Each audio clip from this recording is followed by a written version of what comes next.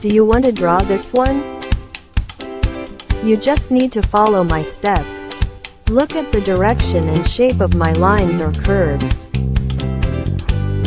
Let's move your marker now. Check it out, it's very easy. Just make lines like this. We don't need complicated theory. Let's draw together.